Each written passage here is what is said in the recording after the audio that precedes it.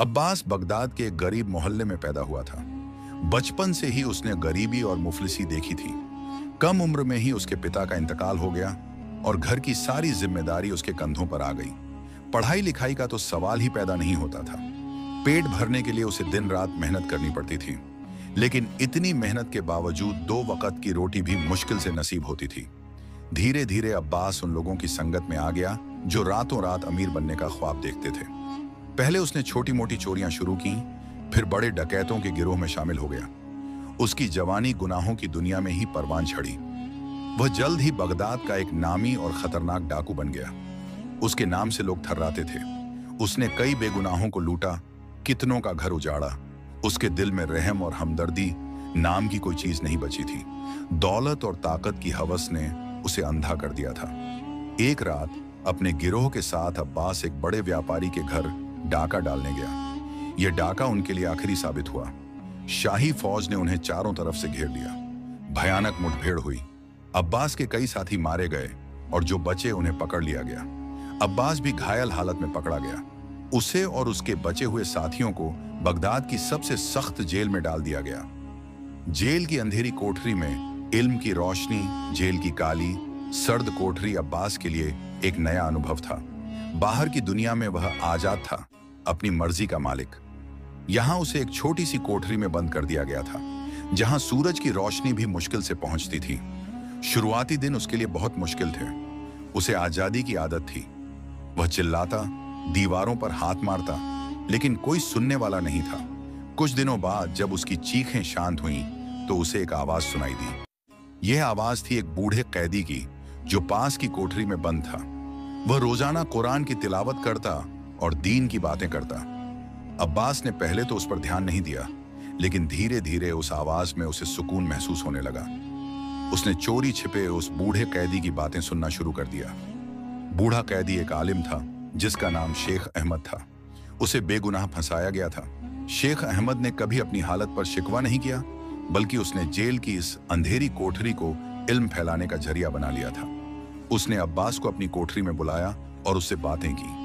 अब्बास ने पहली बार किसी ऐसे शख्स को देखा था जो उसकी हालत पर तरस खाने की बजाय उसे समझाने की कोशिश कर रहा था। शेख अहमद ने अब्बास को बताया कि दुनिया की सारी दौलत और ताकत यहीं रह जाएगी। आखिरत में सिर्फ इंसान के नेक अमाल काम आएंगे। उसने उसे अल्लाह का डर सिखाया, तौबा करने की ताकीद की। अब्बास का दिल पत्थर का था, लेकिन शेख अहमद की बातों ने धीरे धीरे उस पत्थर में दरार डाल दी। शेख अहमद ने अब्बास को पढ़ना लिखना सिखाना शुरू किया। पहले उसने उसे अरबी के हरूफ सिखाए, फिर कुरान पढ़ाना शुरू किया। अब्बास ने पूरी शिद्दत से पढ़ाई की। उसने दिन रात एक कर दिया। उसे लगा कि यह इल्म ही उसकी गुनाहों से भरी जिंदगी को पाक कर सकता है। उसने कुरान के साथ साथ हदीसें, फिक्र और इस्लामिक न्याय शास्त्र का भी गहराई से अध्ययन किया। उसकी सीखने की लगन देखकर शेख अहमद भी हैरान थे। अब्बास ने जेल में ही पूरी कुरान हिफ्ज कर ली और एक आलिम की तरह इस्लामी इल्म में महारत हासिल कर ली। अद्दल की अदालत में पेशी कई साल गुजर गए। अब्बास अब पहले जैसा नहीं था। उसकी दाढ़ी बढ़ गई थी। उसके चेहरे पर इल्म की रोशनी और गुनाहों पर पश्चाताप की झलक थी। एक दिन बगदाद के काजी का इंतकाल हो गया। उनकी जगह एक नए काजी की तलाश शुरू हुई।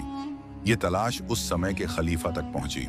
खलीफा को एक ऐसे शख्स की तलाश थी जो न सिर्फ इल्म में माहिर हो, बल्कि ईमानदार, निडर और अदल व इंसाफ करने वाला हो। खलीफा ने अपने सलाहकारों से मशवरा किया। कई नामों पर चर्चा हुई, लेकिन कोई भी ऐसा नाम सामने नहीं आया जो उनकी उम्मीदों पर खरा उतरता। इसी दौरान खलीफा के एक जासूस ने अब्बास की कहानी सुनी।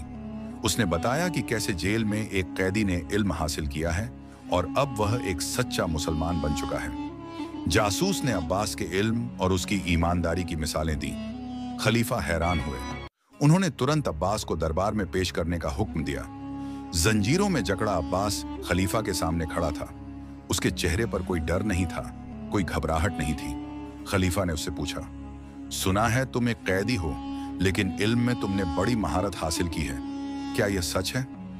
अब्बास ने जवाब दिया, ए अमीरुल मोमिनीन, यह इल्म अल्लाह की रहमत और मेरे उस्ताद शेख अहमद की बदौलत है।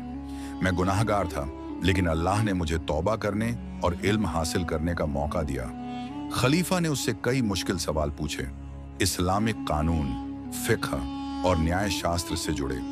अब्बास ने हर सवाल का जवाब इतनी आसानी और गहराई से दिया कि खलीफा दंग रह गए। अब्बास के इल्म और उसकी ईमानदारी से प्रभावित होकर खलीफा ने एक हैरत अंगेज फैसला लिया। उन्होंने ऐलान किया, आज से अब्बास को आजाद किया जाता है और बगदाद का नया काजी मुकर्रर किया जाता है। दरबार में सन्नाटा छा गया। सब हैरान थे कि एक कैदी को काजी कैसे बनाया जा सकता है, लेकिन खलीफा अपने फैसले पर अटल थे।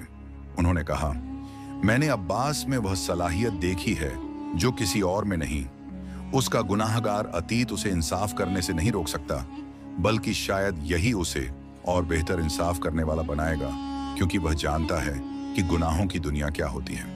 काजी अब्बास का अदल काजी अब्बास ने अपनी नई जिम्मेदारी को पूरी ईमानदारी और लगन से निभाया। उसने हमेशा अदलो इंसाफ को अपना शैवा बनाया। वह किसी अमीर या गरीब में फर्क नहीं करता था। उसके लिए हर इंसान बराबर था, चाहे वह कितना ही ताकतवर क्यों ना हो या कितना ही कमजोर क्यों ना हो। उसके अदल की मिसालें पूरे बगदाद में मशहूर हो गईं। लोग दूर दूर से उसके पास अपने मुकदमों के लिए आने लगे। उसने कई ऐसे मुकदमों का फैसला किया जो बरसों से अटके हुए थे। उसके फैसले इतने सटीक और सही होते थे कि कोई उन पर उंगली नहीं उठा सकता था। एक बार एक अमीर व्यापारी ने एक गरीब किसान की जमीन हड़प ली थी। किसान कई सालों से इंसाफ के लिए दर दर भटक रहा था। जब वह काजी अब्बास के पास आया तो अब्बास ने पूरी शिद्दत से मामले की जांच की। उसने व्यापारी के सारे झूठे दावों को बेनकाब कर दिया और किसान को उसकी जमीन वापस दिलवाई। व्यापारी को सजा भी सुनाई गई। काजी अब्बास ने इस्लामिक कानून की गहराई को समझा और उसे लोगों की भलाई के लिए इस्तेमाल किया। उसने अपने फैसलों में सिर्फ कानून ही नहीं, बल्कि इंसानी हमदर्दी और अखलाक का भी ध्यान रखा। वह हमेशा लोगों को सुलह सफाई की तरफ राग़ब करता। उसका मानना था कि मुकदमेबाजी से बेहतर है कि लोग आपस में सुलह कर लें। उसकी एक और खास बात यह थी कि वह अपने पुराने गुनाहों को कभी नहीं भूलता था। वह हमेशा खुद को याद दिलाता था कि वह कहां से आया है। यह चीज उसे विनम्र और जमीन से जुड़ा रखती थी। वह अक्सर गरीबों और बेसहारा लोगों की मदद करता था। उसने अपनी कमाई का एक बड़ा हिस्सा यतीमों और जरूरतमंदों पर खर्च किया।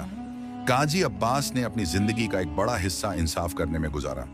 उसने बगदाद के इतिहास में एक नया अध्याय लिखा। वह एक ऐसा कैदी था जिसने गुनाहों की दलदल से निकलकर अदल और इंसाफ की मशाल थामी। उसकी कहानी आज भी लोगों को प्रेरणा देती है कि कोई भी इंसान अपनी मेहनत, लगन और अल्लाह पर भरोसे से अपनी तकदीर बदल सकता है। यह कहानी हमें सिखाती है कि इंसान चाहे कितनी भी गहरी खाई में क्यों न गिर जाए, अगर वह सच्ची लगन और इल्म हासिल करने की ख्वाहिश रखे तो वह एक नई जिंदगी की शुरुआत कर सकता है।